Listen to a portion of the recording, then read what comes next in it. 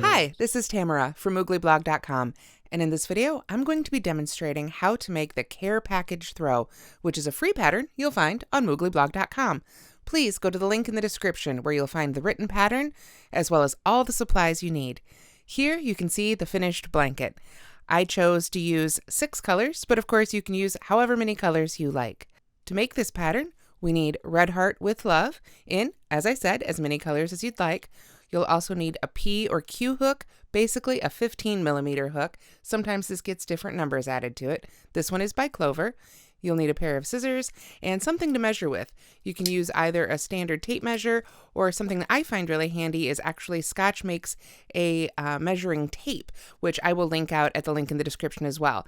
And you'll see that we use this when we make our built-in fringe for this blanket, one of the things that makes it very fast to make, and I just find this is a little bit easier to use than a regular tape measure for this pattern.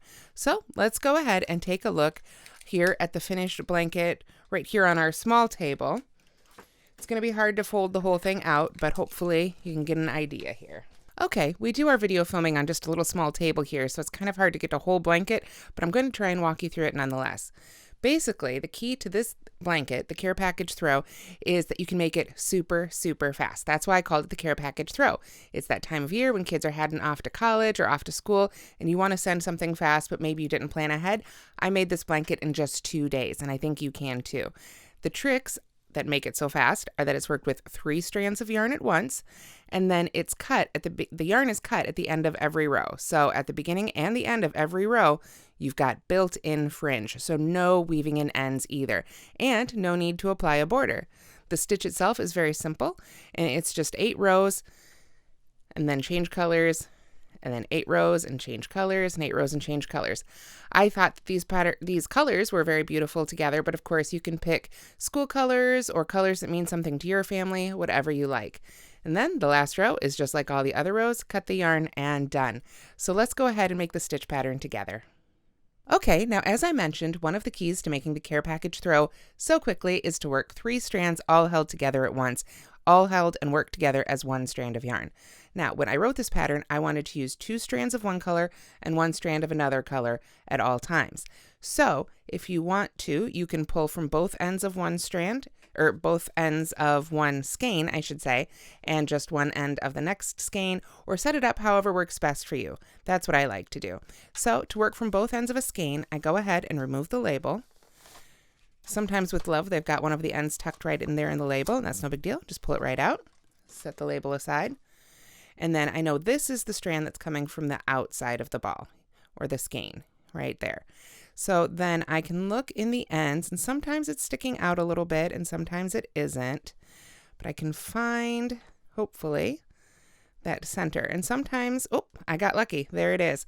Sometimes you end up pulling out a little extra, but you can just wind that up and use it as you go. So I'm going to pre-pull out a little bit of this end. Got just a little bit of the yarn stuff there. There we go. And then I will match up that end with the other end that's coming from the outside and set those down here for a minute. I just want to point out also I've put down a little bit of my tape. We'll be using that here in just a moment.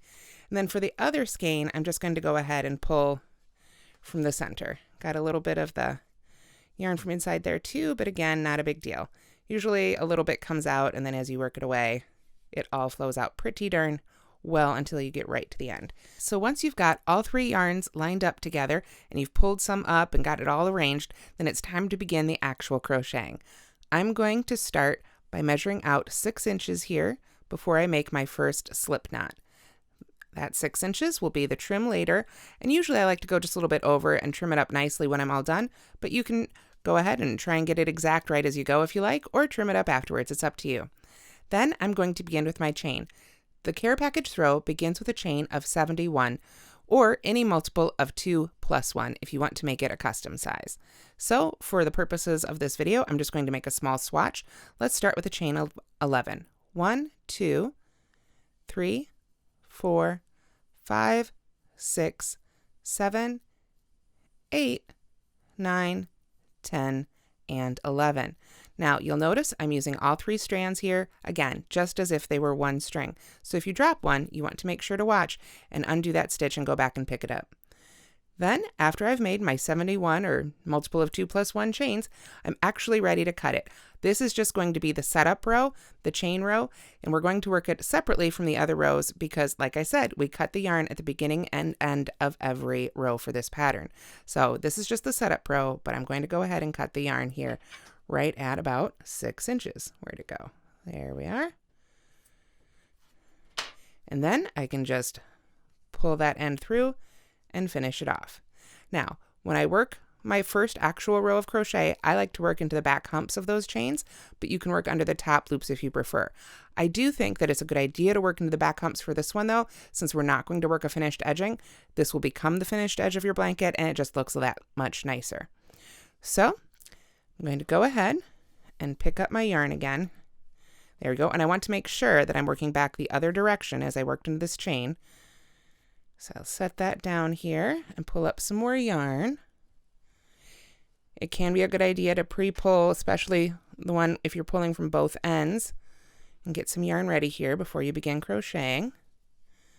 There we are. And then again, I just want to make sure my ends are lined up and that I leave at least 6 inches there before I make my next slip knot. And row 1 and every row of this pattern begins with a standing half double crochet. Let me just double check there, make sure I've got at least 6 inches. Looks like that one's just a little bit short, so I'm going to go ahead and move my slip knot up just a little bit here. That's why I like to use this tape. It's just a little bit easier than breaking out the tape measure every time, because once you start making this, there we go, plenty of length. Once you start making this blanket, it really does go pretty darn quickly. So to begin our standing half double crochet, like I said, I've got my slip knot on the hook. I yarn over, and I'm going to go right into the first chain. And like I said, I like to work in the back hump. It might be just a little bit more fiddly, but you just want to take your time and make sure you get under all 3 loops. There we are. Then you can pull up your loop, yarn over, and pull through all 3 loops on the hook. And that's a standing half double crochet. After that, we double crochet in the next chain. Luckily, there's only this one row that we have to actually work into chains for this pattern, so that part is pretty nice. Just getting this row set up can take a little bit of time. After we've made our double crochet, then we chain 1 and begin the repeat that will take us almost all the way across the rest of this row. We're going to go back into the same chain that we just worked into as for a double crochet, but then we're going to stop when there are 2 loops left on the hook. Then we yarn over, skip the next chain, and pull this out of the way here, skip the next chain, go into chain after that, start our double crochet, and then when we've got 3 loops left on the hook, we yarn over and pull through all 3. So basically just a double crochet decrease, but the unique things about this one are that you're going to go into the same stitch as the previous stitch for the first leg, skip the chain in the middle, and then finish off in the chain after that. So let me pull the yarns out a little bit here so we can make another one. We chain 1, always want to have a chain 1 in between, yarn over, go back into the same chain as the previous stitch there, stop when you've got 2 loops left on the hook, pull up just a little more yarn here. That is one thing about these quick patterns. When you make them this fast, you go through the yarn pretty quickly too. Then I can yarn over, skip the next chain, and go in the chain after that. There we are, and finish off that one. Chain 1 again, pull the yarn out smooth, yarn over, go into the previous chain, stop with 2 loops left on the hook, yarn over, skip the next chain, and go into the chain after that. You can see as you get going here, it can get pretty speedy. Chain 1 again, pop a little bit more yarn here, there we are, and then yarn over, go back into that same chain, stop with 2 loops on the hook, yarn over, skip the next one, and go into the chain after that, and finish off our double crochet 2 together. Now, there's only 1 chain left, so I know I'm at the end of my row. So what I need to do now is chain 1 again, and then just work a double crochet back in that same stitch, Go ahead and finish that one, and then work a half double crochet in that very last chain. Oops, I didn't get all 3 loops on the hook there. There we go. And pull up just a little bit more yarn there so I can finish my stitch. And then it's time to cut our fringe again. So I'm going to lay it down, make sure I've got at least 6 inches. Trim it off and pull that end through. And that's it for row 1. Now, I'm going to flip it over to work back the other way, and I'm going to make row 2 with you. And starting in row 2, all the rows of the rest of this pattern are exactly the same. So when I've got my 3 ends matched up here, I'll measure out I'm actually going to pre-pull some yarn here. There we go. Measure out at least 6 inches and make my slip knot on the hook again. There we are. Double check, make sure I've got enough for fringe. Yep, we're good there. So I'm going to make another standing half double crochet, but at this point I'm going to skip that last half double crochet I made and just work it into the first double crochet.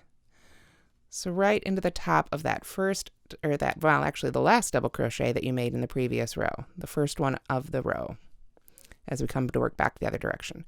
So I've got my half double crochet there, and then I'm going to work a double crochet right into that chain space.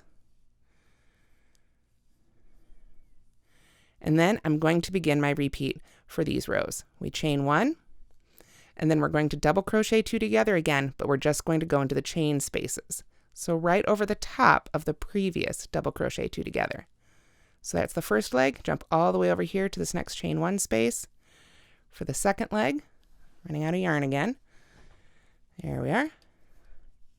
Pull that up nice and high there, and finish off the stitch. Then we just keep doing that across, chain 1, and then go into the same chain 1 space as the previous one finished off in. Pull through 2, yarn over, go to the next chain 1 space, and work right into there. There we are. Now I'm just going to take a minute and pull up some more yarn, and then we'll finish off this row together.